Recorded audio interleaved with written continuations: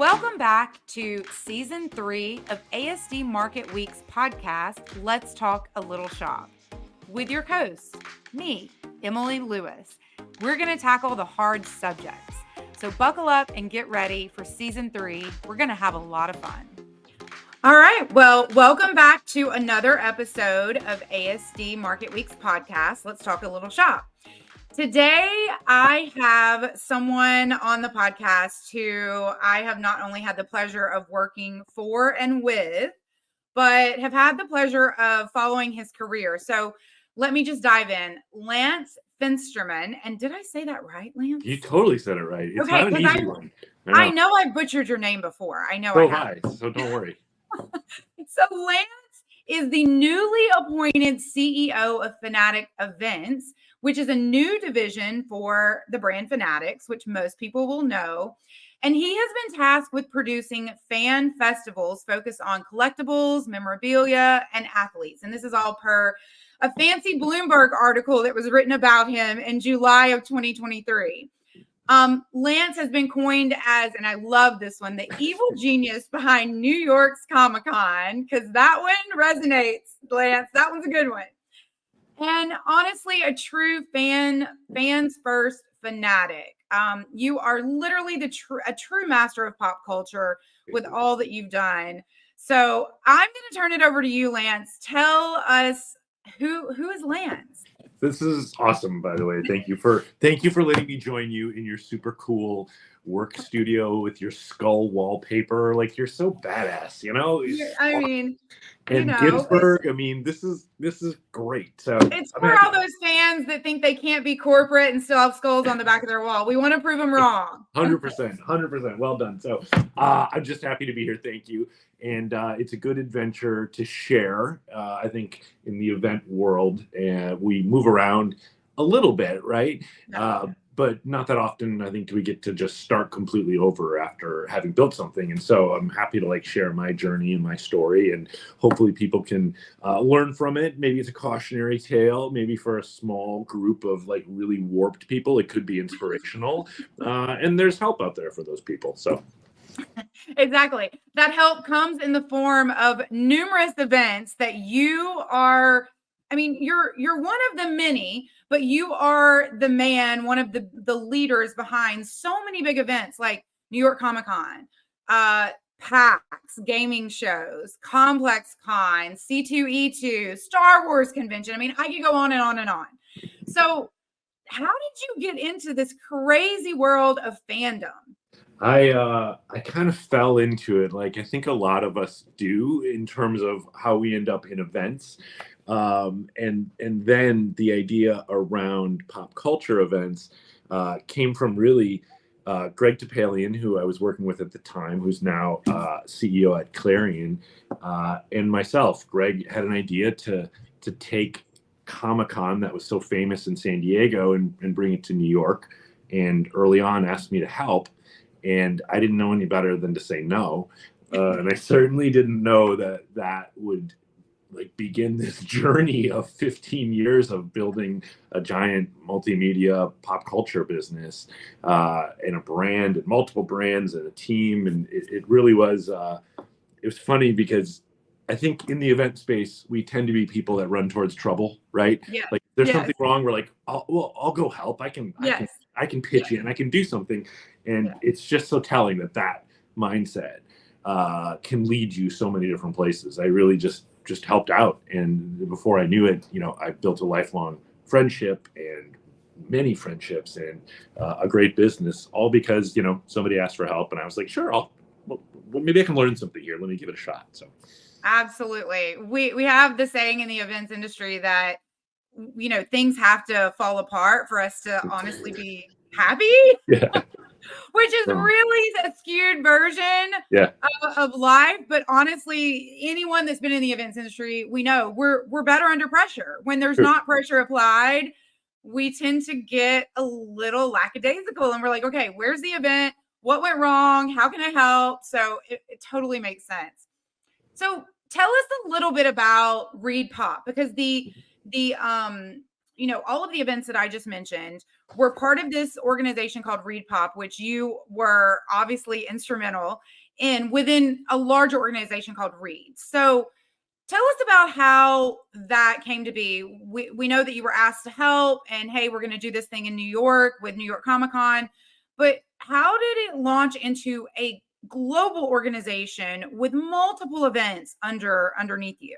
Yeah, it's sort of a good story. It's kind of a rogue pirate's tale, I guess. But we so we launched New York Comic Con, and then pretty quickly launched a Japanese pop culture show, and then started talking to these guys in Seattle with a really small video game show, which was called PAX, and we acquired that. And I went and knocked on Lucasfilm's door and said, "We want to run your Star Wars shows." And so wait, I got to stop you there. You just knocked on Lucasfilm's door. That's not a normal statement. I kid you not. Like literally, it was a booth actually, and it was their booth at San Diego. And I kind of walked up and was like, I didn't know any better. I'm like, hey, I'm Lance Fensterman, and I want to run your Star Wars shows. And I love that. I love that. Oh, the audacity. That's what it takes to events. Somewhere I've got the deck that I went into. Their offices are in the Presidio in San Francisco. They're beautiful offices, right? And I still have the deck that I went into this meeting room and pitched like all the executives at Lucasfilm, and it was so bad. Like it was so bad. Just like crayon, that's me. That's a stick figure of me. There's a convention, and look, I'm running it. I mean, whatever you did worked. It worked. The crayons worked. So, It was interesting because really quickly, within 2 years of launching New York Comic Con, we had a bunch of events or ideas for events.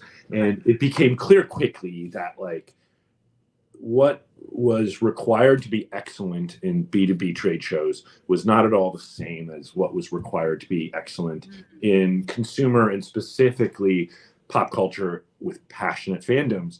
And so we realized that like our business model was different. Our customers were different. Our brand needed to be different. Our culture needed to be different. Our talent, internally needed to be different. And keep in mind, at this point in time, there were no professionally run pop culture events. They were all fan run. So here we are, Reed Exhibitions, this multinational, for-profit, publicly traded, global footprint, giant company. It was not really a great look to then come in and start, running these big conventions next to small fan-run shows. And also, the brand had no meaning. Like, it didn't mean anything to those fan communities. And if it meant anything, it didn't mean anything positive, right? So we basically, somewhere like around the third year of starting to build this business, decided that we would just start our own brand. And so, and at this point in time, at Reed, this was 2007, like it was still, there was a dress code. Like you wore khakis and a button-down shirt to work. That was required. And like we'd go to see Marvel Comics and they'd be like, who are these Jehovah's Witnesses? You know what I mean? It's like, no, we're here to They would have kicked you out. Yeah, oh my goodness. Can you imagine the suits coming in? So we were jeans and t-shirt, and that didn't mesh well with the rest of the culture. And why do those guys get to do that? And we can. So we basically said, like, we need to like form our own brand and our own company. And so without really asking anyone's permission, we just took Reed Exhibitions off all of our websites. We created a new brand, ReedPOP, a new logo, new business cards, new titles, new email addresses, and a new kind of culture and business model. And we didn't ask anybody. And at the time, the president of North America for Reed eventually became the CEO of Reed Exhibitions globally. But at the time, we were really small and nobody noticed, right?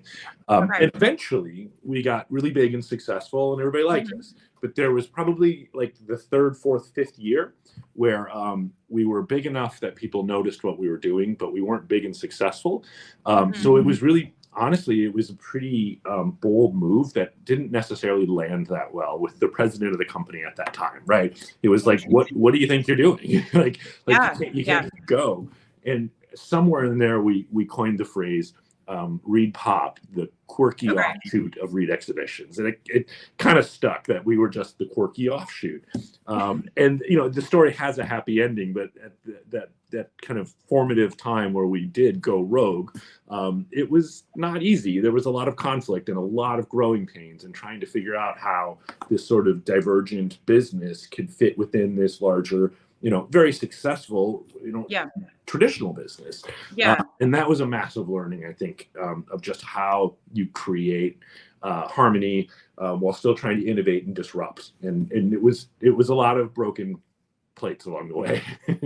Yeah, I mean, it sounds like a clash of cultures, the small guys, the corporate guys. And, for any of us who've either been on the small business side that's been gobbled up by the corporate guy, or on the corporate side that then gobbles up the small business guy, we've seen both sides of that. It's really interesting to me that you had the foresight to understand that B2B and B2C events are very different, and events versus fan-based events are very different. And I definitely want to dive into that. But I mean, it's also very gutsy of you to just say, hey, we're going to go rogue and we're going to do what I see will be best for the business. And I'm sure there's people out there that are in the same situation that are thinking, I know what my customers need. I know what they want. I know what we need to do. Yeah. But I also know that I'm in a culture that might not be the right move that they want. How do you balance the two? I mean, that's really tough. I think one thing that was really helpful was I'm a bit of a like the kind thing is like, oh, I'm innovative, but I'm a bit disruptive in a positive and sometimes a negative sense. Like I sometimes leap and then look. And I think what was really critical was at this point in time, it was Greg Topalian and I, building this business together. And if you don't know Greg, give him a Google. He's one of the most, innovative and successful people in the trade show business. Absolutely. He's also a consummate politician in the best sense of the word. And so it worked quite well that here I am, shooting from the hip, blindfolded. And Greg had a real skill set of, speaking the language that made sort of the traditional side of the business comfortable. He was very good at managing the tension that inevitably was created between divergent, innovative, business models, the skunk works, if you will, and the traditional side. Yeah. Someone has to manage that tension because it's just inevitable that it will happen. Yeah. And then even worse when you have a bull in the China shop, like I can be at times. Yeah. And so my kind of advice on that is like, make sure you're prepared to manage tension if you're really wishing to push boundaries, and have someone whose skill set can manage that, because we would not have succeeded under no circumstances as quickly or at scale without what Reed Exhibitions was, right? Yeah. They were vital to this story. They were a massive part of the story. So it's not like, ooh, we kept them at bay while we did great work. Yeah. It was about finding the best of both of these sort of business models and cultures and bringing them together in a harmonious way. So that's really good to hear, because I know that people look at you, and people that have worked with you respect you. I'm one of those people. You are amazing with your teams. You are disruptive in the best sense of the word. But I'm really glad that you're also coming to the conversation saying, you know what, you do need the big corporation, and there is a reason for the corporation. Mm-hmm. And you do have to balance, if you're going to be disruptive, get ready for some backlash, or have a partner in your corner that can speak that language. Yes. Because there's pros and cons to both. You can't just be disruptive without being able to speak that language. So, and we hear that on podcasts all the time, or interviews where everybody's like, oh, just go be disruptive and do your thing and do what you want to do. And that's not really great advice. No, it's not. You have to be calculated. Taking risk are very different than taking calculated risk. Totally. And also, like, you have to, if you're going to completely reject something, then why are you working within that structure to begin with, right? Then probably the right thing would have been to go out and raise capital and launch a business, right? Otherwise you have to figure out a way to unlock the best. And I think what we thought a lot about as we developed kind of the plan and manage the tension is, when do we want to be ReedPOP? and when do we want to be Reed exhibitions? And if you Yeah. think about it in those terms and think about your audience and what your goal is in a given, moment, it becomes quite easy, Yeah. to say, like, when I'm talking to the Javits Center, like, I want to be Reed exhibitions. I want our buying power. 100%. Right? I don't want to be, me walking in the door saying, like, I'm good for it. Don't worry, I'll pay you later. Like, but then when it comes to sitting in front of a group of fans, I don't want to be Reed exhibitions at that point. I want to be the offshoot, the funky culture, the different sort of vibe. So it becomes an easy litmus test. Yeah, and to your point, you can't use the big corporate backing and name to your advantage when you want to without respecting that. Correct. Well said. Yep. Absolutely. Okay, so I want to switch paths a little bit because you said something earlier that I think is so interesting. This idea of fandom, this idea of fan-based experiences and events. What does that mean for those people who've never been to a ComicCon or a PAX or any type of, never done a sneaker drop? What does that mean? It's such a kind of broad term, but really what it's about is incredibly passionate communities of people. And it's there's characteristics, right? I mean, like, they tend to gather in certain places, digitally or physically. They get, their news from non-traditional sources, which the world is now largely non-traditional sources, but back then it wasn't. A large amount of their disposable income is spent pursuing this passion, right? Whatever it is. Their social set is largely comprised of people in this space, right? This is not an audience that will, if I have time, let's see what the weather's like. This is an audience that, they change their life to attend, to view, to purchase, to wait in line. So it's about finding these kind of passionate fan sets. And that's much more than a consumer. It's not the auto show, right? The auto show is like, it's $5, $10 to get in. If it's not raining, I'll take my kid. That's not what we're talking about here. This is about identity. Part of my identity is, right, I'm a blank. I love blank. And so we've uncovered some of those communities, whether it's in, comics, video games, tabletop gaming, but Japanese pop culture, sports, card collecting. Like, you can kind of keep going. And what is it that they want? What gets them excited? And there's a few elements that need to be present, right? And the first is a passionate fan group, right? The other is some kind of unique and special access or experience, something they can't get anywhere else. And then there's got to be an industry associated with this. And the reason that matters is that's what allows scalability, So if you don't have, like, for a period of time, actually, we entered the Japanese pop culture space, the anime space in, 2007. And it was in a period of intense transition. It was going from DVDs, right? Subbing and dubbing, subtitling and overdubbing, Japanese content, and then putting it on a DVD and selling it in America. Well, that was dying, right?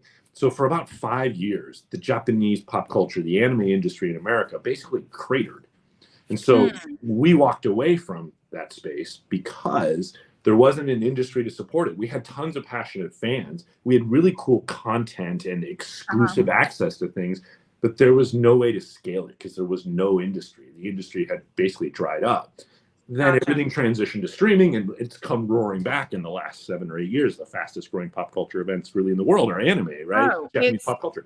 I have a 10-year-old, and that's all they talk about. That's all they care about. That's all they talk about. Everything that influences them comes from Asia in some way, shape, or form. It's not even anime anymore. It's just, that's cartoons. You know what I mean? Yeah. That's what it is. Cartoons, it's sneakers, it's clothing, it's tchotchkes, it's everything. But without that industry, so 2007, 8, 9, 10, when that industry was in transition and really struggling, there just wasn't the infrastructure to build a scaled event, community event around. So we walked away, right? The industry reinvented. Now that exists, and the industry has revitalized, and events have scaled again too. So those are kind of the three elements you look for in that sort of subset, if you will. Yeah.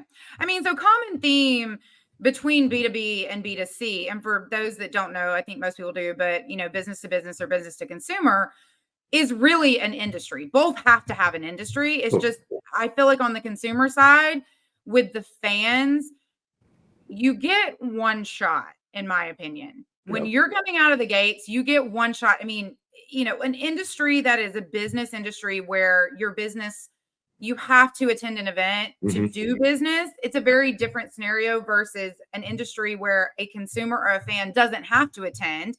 They can go on about their normal day.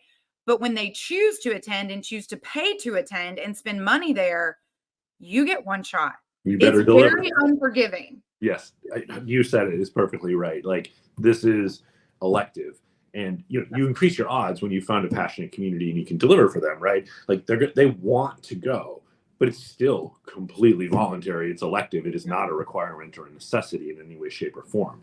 And you're right. Like, we tend to think we might get two shots, right?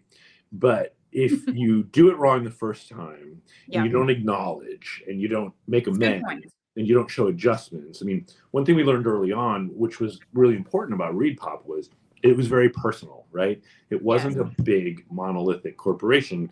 It was me. It was Greg. It was Peter, who ran the anime stuff. We were accessible. We were available. We were on every email. We would answer our phones if you called. Like, these were things that really mattered. So again, if you thought about trying to get the best of both worlds, where you're like, we're a $1 billion company with $1 billion buying power, but it's also very personal, right? The guy who runs it. It's me. If you don't like it, I'll try and help. Yeah.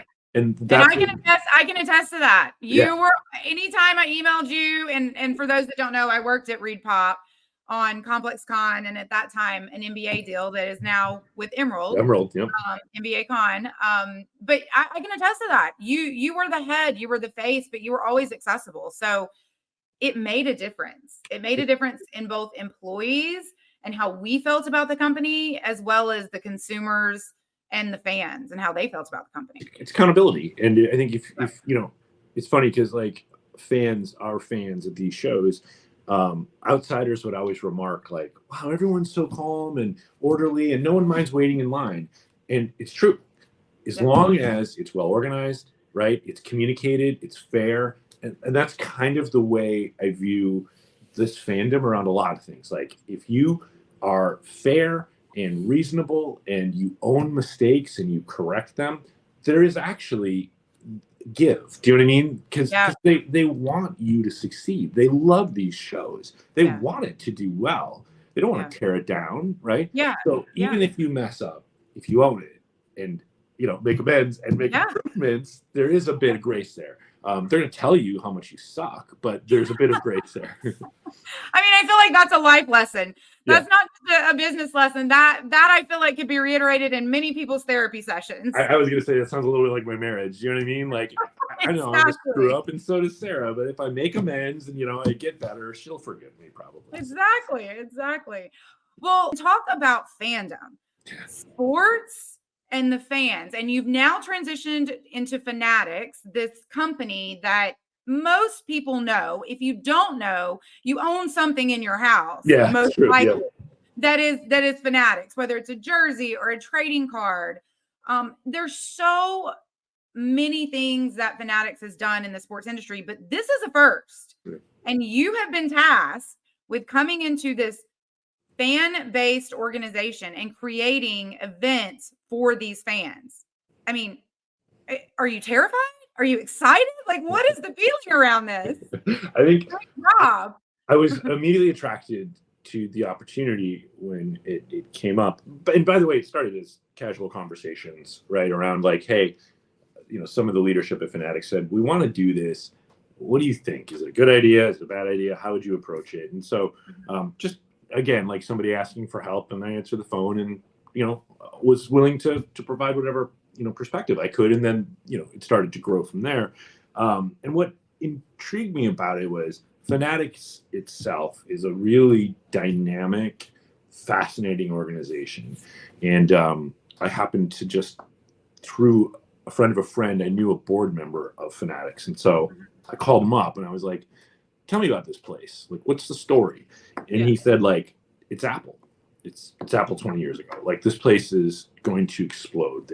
They've really figured some things out. They've got deep relationships. They have unique perspective on the marketplace. Like, it's that kind of a ride. And I was immediately intrigued by it, right? How cool is it to work at a place where there's all these toys that somebody already built that you get to play with? Really exciting. Yeah. I also was really attracted to the idea of, back to where we started our conversation today, how do you become, nimble and entrepreneurial while also tapping into this big organization? And through a lot of trial and error, I've gotten better at that. I've learned, I know how to do that, right? I also really like the idea that when we entered the ComicCon space in 2006, 2007, it was very fan run. It was very lo-fi. It was very unpolished. And when you look at like sports collectibles shows in America, that description's very accurate, right? And then you look at, there really aren't large scale fan events for the sports community, right? So it just seemed like there was a lot of parallels that allowed me to maybe draw off of some of my experience, some of the mistakes I've made over 15 years, right? And apply them into a different environment that was a unique challenge, but didn't ignore, the learnings I've already had and the mistakes that I've made. So that was really interesting. I think where the pressure really comes in is like the organization's very dynamic and very fast paced. And, our products take a while to bake, you know what I mean? And so to be like, okay, I'm ready to go. I'll show you something in 15 months. It's sort of like, what? So we've got to move as fast as we can, knowing our products have a long gestation period. So there's a lot of pressure to do things quickly and at an exceptionally high level. And that's good pressure though, right? Like, you don't want to enter a place and be like, we don't care when you do it and if it's any good. No, you want to go to a place where like, we want it awesome and we want it now. Like, that's good pressure to have, but pressure. That would be slightly demotivating if you just entered a job and they were like, oh, do whatever you want to. It doesn't matter. No. You need some deadlines. Yeah. Well, I know that you guys are still massaging what those events are going to be. I mean, can we expect, I know we're going to expect some fan events, but can we expect, and this just comes from my Southern upbringing, tailgating was everything. I'm hoping that Fanatics can do some amazing tailgating parties, because let me tell you, the fans need to up their game where I live right now. I'm from the South and I went to a school that was written up every year for tailgating. And we did, Oriental rugs and chandeliers and bands. And my dad had a whole team of college kids that would start setting up his area at 4 a.m. I come to California and I'm like, wait, we're going to go to a USC game. What do we wear? Oh, you just throw in a jersey. Are we going to tailgate? We might go drink a beer in the parking lot before. I'm like, that's not tailgate. Not going to work. Yeah. That's not going to work. So can Fanatics help in that area, maybe for these California folks that don't understand tailgating? Let me add it to my list here of to your list, as you go into your board meetings, Oh, I think we are excited to build around a passionate community, and Fanatics now owns Tops and also Authentics, which is our memorabilia business, and so there are some great shows that are serving that sort of collector hobby community, and part of our mission is how do we take that community and deliver to them a bigger, richer experience. And so we really want to build around that community of collectors and hobbyists. But as we did with New York Comic Con, we built around comic collectors and comic artists, and then out in concentric circles into all kind of strands of popular culture. And that's the vision, is how do we then start to build out into the various kind of adjacencies of sports, culture, and entertainment. So we're excited to start building that. We'll do a couple of big events. Think this will translate well with you. Think a third ComicCon, a third ComplexCon, a third the National, which is the big sports card collector show. Yeah. And you put those together with music and fashion and entertainment and apparel and athletes and collectors. And it's a pretty exciting story, I think. But then we'll scale down to and do some smaller, slightly more collector focused with elements of culture and entertainment. And then a couple of just like really cool, small, high-end boutique collector shows. And so we see kind of 3 or 4 product types, if you will, event types. That will roll out in 2024 in key markets. So we'll probably have probably 8 or 9 events that will launch next year. In that range, right?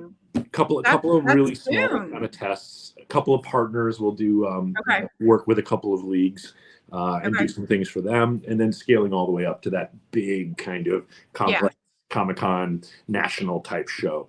And that'll give us a chance, I think, to build capabilities, because it's a wonderful organization, but they don't have the capabilities. They don't, to build these sorts of events. So we'll build our capabilities, build out our team, really be able to test our different sort of concepts and products live in the marketplace, and then really start to scale in 25 and beyond with global events. So. Okay. Well, and it's no easy task, because demographics for sports lovers are so from A to Z. How do you plan a good event around a demographic that is so vast? Because I feel like in some of the other demographics, whether it's comics or gaming, those demographics tend to be a little bit more narrow. Sports is everyone and everything, and household income medians are different, and demographics of what you're doing on the weekend are different. It's so vast. Yeah, you quickly got to sort of the challenge, which is we used to always say, if you build a concept for everyone, it's for no one, right? You have to be really careful about that. And it's not like the idea of building a big sports event has never been had before. It's not that novel of an idea. There's a reason it hasn't been done. And I think you're honing in on it. And I would just add that sports is really local. You know what I mean? Part of our answer to that is to build around collectibles, right? To start with that idea of, how do you get people interested in collecting cards or collecting memorabilia if you didn't know you were? And I think there's some on-ramps there. There's some passionate built-in communities that are much less regional or local and more like, no, I collect cards. So if we can build around that group, it allows us a place in which to start. Then if you also think about ComplexCon is a great model where you say, great, let's do really amazing concerts on Saturday night that come across, local fandoms, like are much broader. And if those connect into the sports world, which everyone has a connection to sports in some way, shape, or form, it's quite easy to do that. So those are some of the ways that I think we try to make everyone a more specific audience of which we're going after that we can then build. So. It's a good marketer's dream and a bad marketer's nightmare. Oh, yeah, totally. I agree. What do you feel like, we talked a lot about events and experience and fan culture. What do you feel like makes a good event? Is there a formula or an algorithm that you feel like makes a good event? I wish there was, but I think, not that surprisingly, it's proximity to your customer. So, we've always found our formula is proximity to the fan, and the closer we can be, the more accessible, the more we are actually listening as opposed to looking for confirmation of what we think. Oh, that's good. Right? Like we can then deliver to them what they want. And if you break it down like that, it actually is a fairly simple formula, right? Who is this for? Is it really for them? Okay. What do they want? Go get it. Make sure they're aware of it. Sell it to it. Scale. That's the basic formula. It's quite hard to do. We're going to hit the road for the next 4 weeks, going all over the place, going to shows, ComplexCon this weekend, LA Comic-Con next weekend. There's a show up in Boston, and just start talking, handing out packs of cards, talking to people. What do you like? What are you interested in? Why'd you show up today? Like, what would be better? What would you come to a show like this? Would you go there for a show like that? Like, just start talking, hand-to-hand combat, Yeah, no, I loved what you said. It's listening for feedback. It's not listening for confirmation. Yeah. That is really important. Again, that's one of those life and therapy lessons as well as a Yes. business lesson. um, Yeah, I think I heard you say what I wanted you to say, yeah, right? Like, that doesn't work very well. exactly. Well, do you think that there, especially when you're in a corporation, do you think that there is a line that you have to draw when it comes to listening to the fans? And what comes to mind for me is Nordstrom. Mhm. So, because I've spent a lot of my career in the fashion and retail industry, Nordstrom is great about listening to their customers, but even they have realized that there is a line that they have to draw with their return policy because for ages, you could return anything at any time, no matter what the shape, and they were losing. Now, they haven't pulled back that return policy. They still stayed true to customers, but they have put some stipulations on that policy. So they feel like they're still listening to their customers, but where does that line come in and how do you know where to draw that line? That's a really good question. And I think, I don't know whether this is a good answer or just an honest answer. And I'm not sure, but I think capitalism plays a hand in that, right? And you pointed out even with your Nordstrom example, like, well, what would be the most customer-centric policy? To let anybody return anything anytime.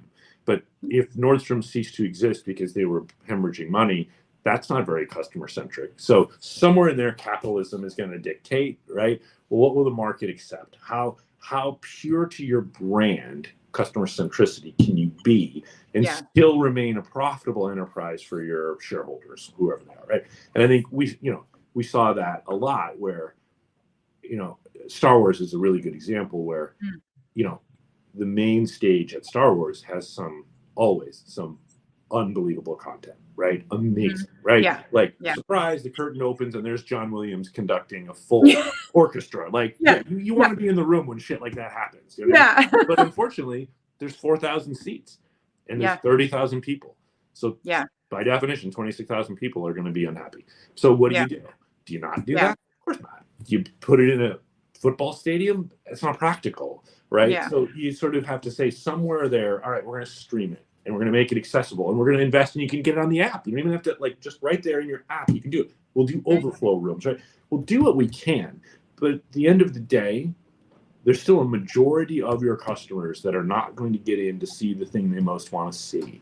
But in order to be able to deliver everything, you have to have an event of scale. So do you see what I'm getting at? Like, then you need to sell tickets to allow more people to come in and experience your product and for it to be able to scale and be of high production quality. But that very definition means not everyone's going to get the things they want. So how can you mitigate it in a way? And I think it's like, I hate to say it, I think capitalism plays a role in just what is possible, how much can you do, and where that line falls often can be, on some business outcomes, Yeah, that makes sense.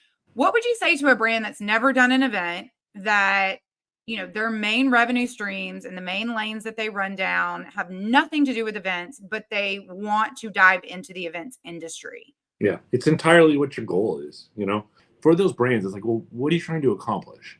Like, are you trying to reward your existing customers? Are you trying to convert, new customers? Are you trying to deepen a relationship with existing? Like, what are you trying to accomplish? And I think a lot of the brands that went from, I did a virtual event with just my stuff, and it was great to not have to share, mind with anyone else. Let's do that live. What they found is they're putting a lot of effort to reward customers they already have, which there's nothing wrong with that. But it's not the most efficient way to do that. Do you know what I mean? Like if you're trying to acquire new customers, right? Convert customers, it's a very different approach you need to take.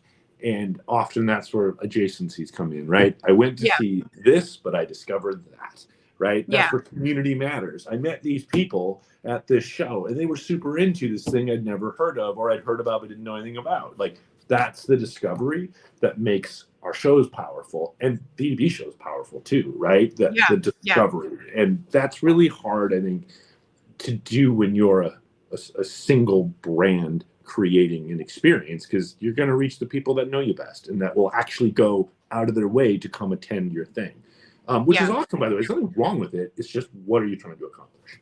Yeah. I mean, I personally think that you're seeing a merge of what B2C events have been into the B2B spectrum. Yes. Because I think more and more, even the B2B world is realizing that you have to have community first, customer centricity. You have to have a vision and a mission for the event. What are you doing? Why are you there? Why are they coming? And all of that is learnings from my experience in the B2C world. So I always, especially when I'm hiring, I always look for people who have B2C experience, because if you can do those events, you can do any event. Anything totally legit. Yeah. In my opinion. What is your outlook for 2024? Yeah, we're incredibly optimistic. Like, there are realities around us, but I went through the worst recession, right? The global financial crisis is when ReedPOP was built. And if you think about it, like, let's just say, we charge $40. $40 for 12 hours of entertainment is good value. And you're tapping into really passionate groups again. So we kind of feel like, I would never say recession proof, because that sounds like you're taking things for granted.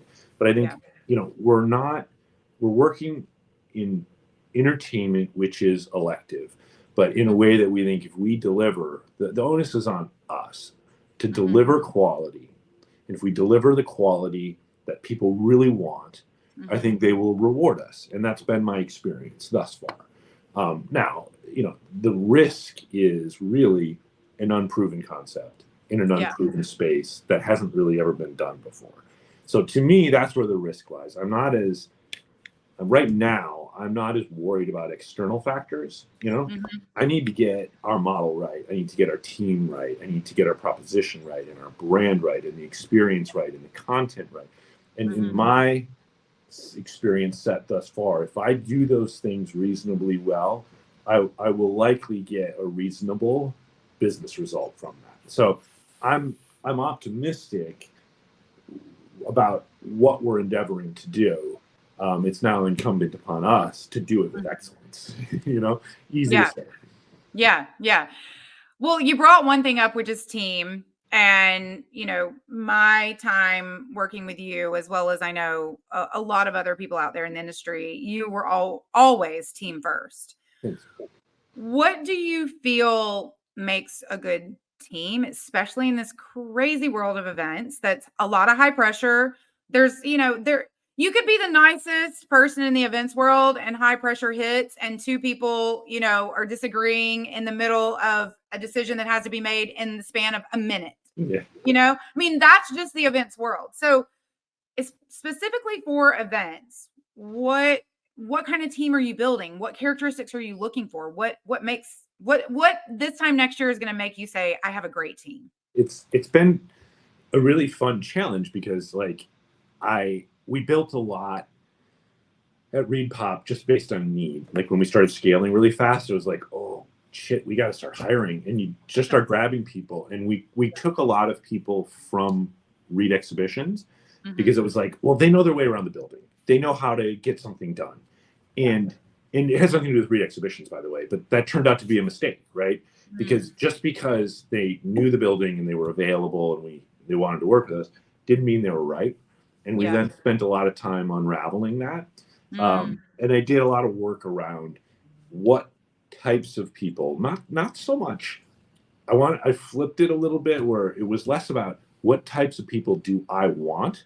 And it was more like, what types of people are most likely to be happy working in this environment that we have, right?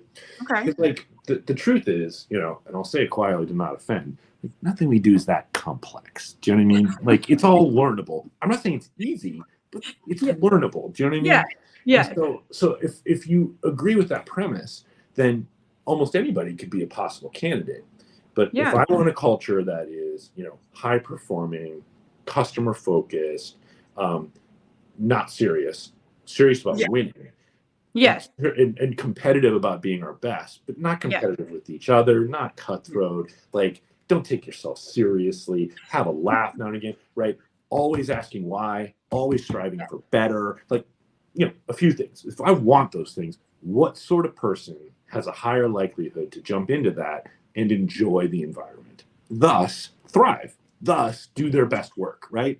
because anybody can learn it. But if you don't like that environment, then you're not going to be very happy, and you're not going to do great work, and I'm not going to be very happy working with you, and you're not going to do your best for our customers. So we really try to think about the types of people that would really love that. We also, historically, I like ambiguity in the workplace. I like the ability for people to sort of do what they want, right? And everyone claims to like that, but there are a lot of people that don't actually like that. Do you know what I mean? That's true. Yeah. A lot of people need structure and very rigid structure. And so if someone starts a job and they say, well, what do I do to succeed here? And the answer is, I don't know. What do you think? Yeah. Like, some people are like, cool. And other people are like, no, I need an answer. I need you to tell me what winning looks like. Yeah. And so, like, you've got to find the type of people that are going to enjoy those different, factors or elements, and then are going to succeed. So that's what's a little bit tricky.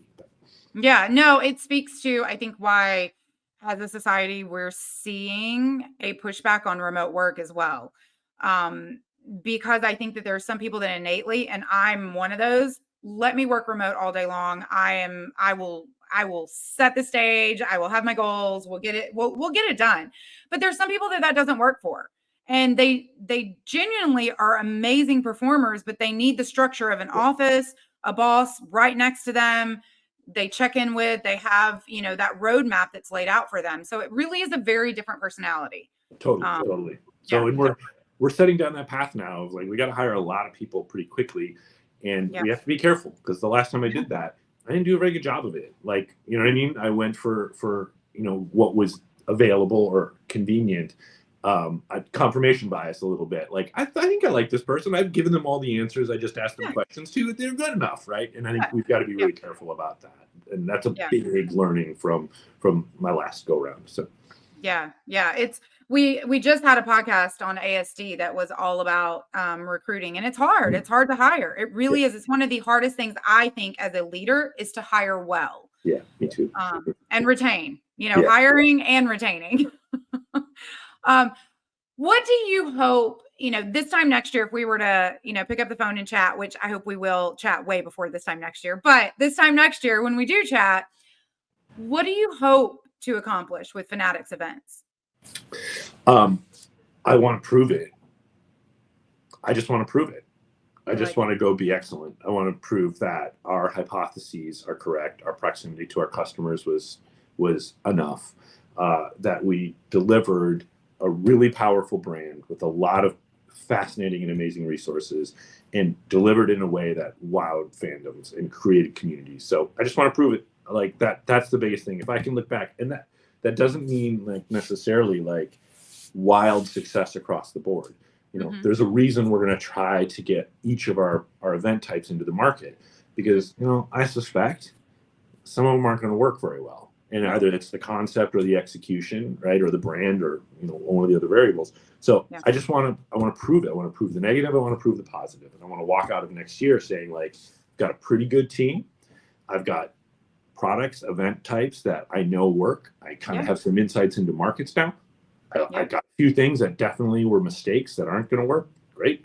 Like, let's go now. Let's iterate and scale with excellence in 2020. Yeah. If you could go back and tell your 18-year-old self one thing, what would it be? I know that question. I thought it was going to be, what are you wearing? And I was prepared. It's flannel. It's a plaid. Yeah. What's on underneath? Do you have the sweatpants or the shorts on? Past the Zoom. I'm the least fashionable person. I would tell my 18-year-old self to go to school. I never went to school at all, and so I think I carry that chip on my shoulder in a positive and a negative way. And so I always think, like, I'll often, like, look at, spreadsheets, and I know how to handle them, but I think, like, God, if I had just, like, taken the time to educate myself a bit better, I would be more dangerous, and I'd be able to speak more fluently the language of business. So I would go to school. Well, from someone, again, who's worked with you, I'm glad you speak the language you do, because I think it translates to a lot of people versus this, business language sometimes that doesn't. So, thank you.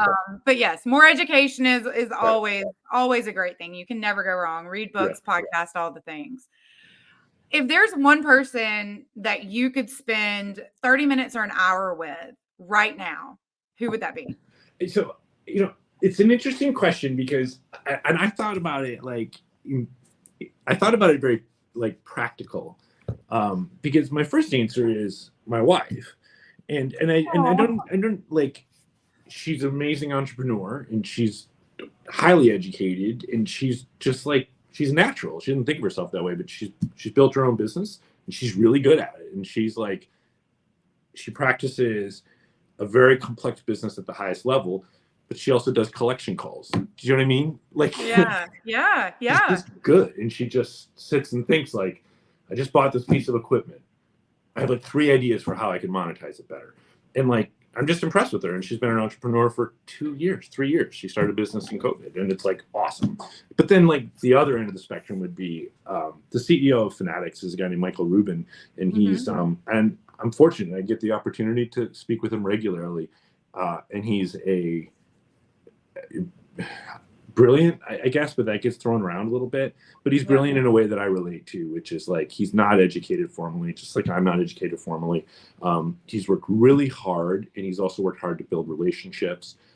He's just an exceptionally smart guy, and I see his drive, and it's really inspiring. And so to have access to a person like that is cool. So I guess the 2 people that I really am like, I'd love this. I get to talk to them. So maybe that means I'm self-actualized or something. I don't know. I love that. Well, what's in the short time that you have been at Fanatics, what have you learned from Michael Rubin? That hard work in relationships. And I think like he just doesn't rest. And I feel like at times I've rested on the limited success I've had. Here's a guy that has had some wild successes, and he doesn't rest. And he reminds me a lot of our mutual friend in Aaron Levant, who just get up and grind, and like just do it, because you can rest at a certain level, or you can try to challenge yourself to unlock another level. And I think that's like become like a cottage industry. Do you know what I mean? Gary Vee kind of like, just grind, just got to do it. And it becomes like a cliche. The fact is, you got to wake up and stay hungry. You know what I mean? And it's not about a podcast mantra. It's about challenging yourself to be your best.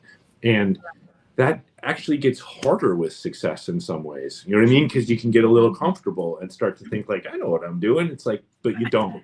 And one of the main reasons I'm here and I'm doing this is because it was time to feel out of my depth again. Do you know what I mean? It was time to like feel like the number of days I come home and I'm like, I don't know what I'm doing. I don't know if I'm doing the right thing. I don't know if I'm capable of doing this stuff. Like, that's an awful feeling, but it's an important one, I think, for personal growth. And that's why the mantra of like, oh, just rise and grind, it's a stupid thing to say, because it's a really, really hard thing to make yourself. He's here to not, you know what I mean? So I really, really respect that about him. I love that. I mean, I love what you said, though. Being uncomfortable is absolutely the only way that you're going to grow. And it's really uncomfortable to put yourself into that situation of being uncomfortable. So totally. I think of it this way.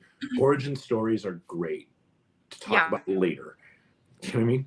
Writing them is unpleasant and hard and doubt-inducing and frustrating, right? It just is. Then in 2 years you can look back and be like, I remember those crazy days when we sat around, not knowing what we were doing, so everything's better in hindsight. It's a lot more clear, but when you're in it, it's tough. All right, well, we have to end at some point, but tell me, for this generation that is coming up, and I don't even know the generation under Gen Z. I mean, it's my kids who, 10 years old, teenagers, early 20s, like this generation that is about to, in the next 5 to 10 years, enter the workforce. What is your best piece of advice for them? Fun is good, right? Like, I mean, I built most of my career on building fun for people. And I think like, I tell my kids all the time, right? Kindness is free. Like it doesn't cost you anything to be kind, right? Yes. But what is fun and creating fun for other people other than an extension of kindness? It's a gift, you know what I mean? And so like having fun, building fun, bringing people together, like these are all like I don't claim to change the world with Comic Cons, right? But you know, we did bring 1 million people together on an annual basis to just have a good time. And you know what? I feel pretty good about that. So like fun is good. Invest in fun, have fun, make fun. Like those are all like very, very worthwhile goals in life, you know? I love it. I love it. And I wholeheartedly agree. Kindness is free. And we need more kind people at the top. We need a lot more of those people that are willing to have fun and be kind and not take themselves so seriously. We all mess up. 100%. Admit it and move on. Make fun of yourself. It's fine. I totally agree with you. And makes the world a less dangerous place. Yes, yes. Well, Lance, thank you so much. Thank you. Such a good conversation. I mean, every conversation we have, you are the type of leader that I aspire to be. You are the type of leader that a lot of people have learned a lot from. You're so authentic. You're so genuine. You are so kind. Thank you. So damn good at what you do. And that's, we need more of you at the top. So I appreciate the time. And man, I'm sitting on the sidelines just cheering you on. Can't wait to see all that you do with Fanatics. We obviously love Fanatics at Emerald.